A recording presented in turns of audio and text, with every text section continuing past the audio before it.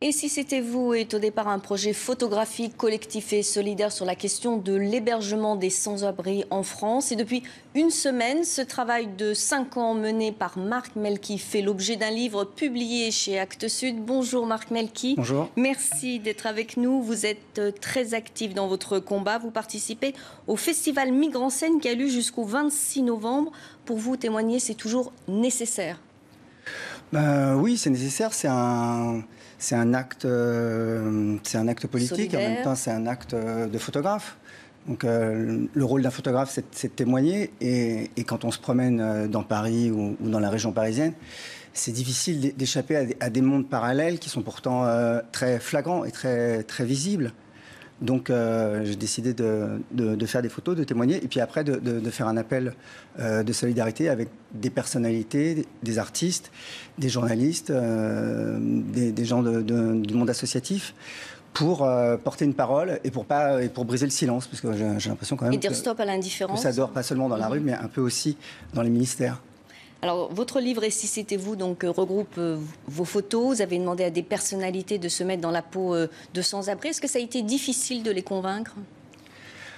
Non, pas trop difficile, parce que je choisis des personnes que j'aime bien, dont j'aime bien le travail, que j'aime bien aussi parfois. On voit ici une photo de Pierre Arditi. Pierre Arditi, je ne le connaissais pas, mais c'est l'ami. Oui. Donc c'est un peu une chaîne, quoi. Cette action, c'est un peu une chaîne collective.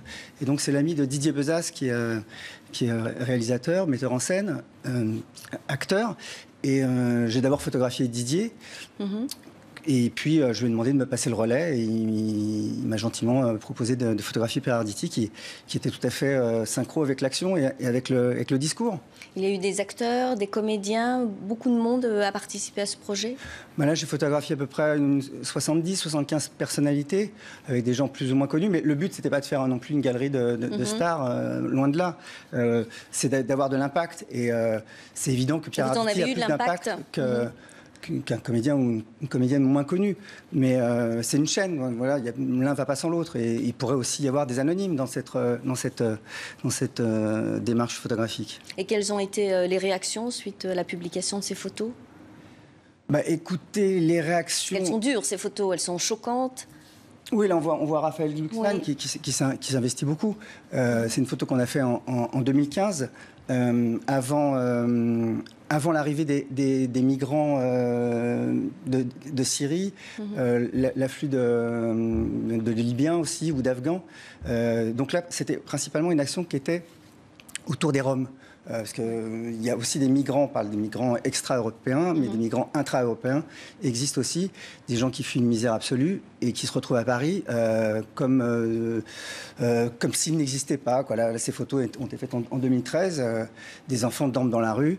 Ce n'est pas tout le temps des mendiants, c'est des gens qui sont en grande souffrance. Ce sont des photos qui ont été prises il y a 5 ans, et depuis 5 ans, qu'est-ce qui a changé selon vous ?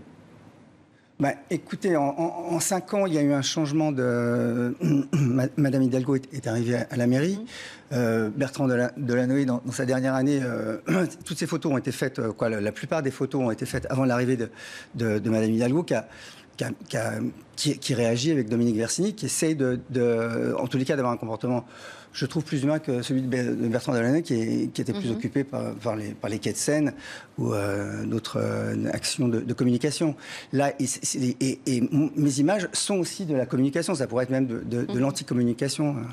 Est-ce que leurs conditions de vie se sont réellement améliorées pour les familles roms ? Leurs conditions de vie ne sont pas améliorées. Il y a quand même des centres d'hébergement qui existent, qui sont gérés par des associations comme l'association Aurore, que je salue. J'ai même été soutenu par l'association Aurore pendant un temps. J'ai rencontré des familles que j'avais vues dans la rue, hébergées dans des centres d'hébergement à Paris.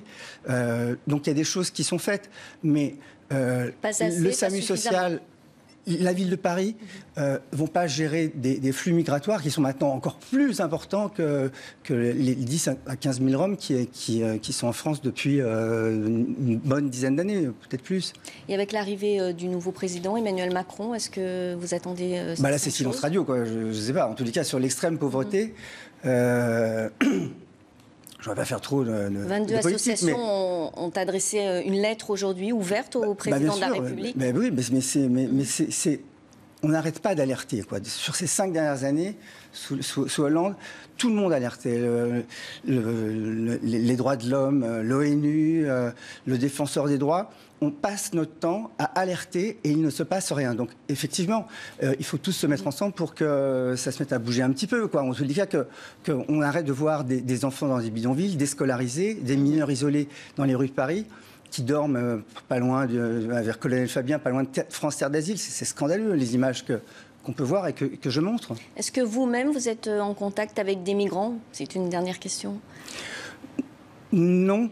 J'ai été en contact avec des migrants, forcément, quand j'étais au centre d'hébergement avec Aurore. Donc, je faisais partie de la vie du centre d'hébergement, donc je croisais effectivement des migrants.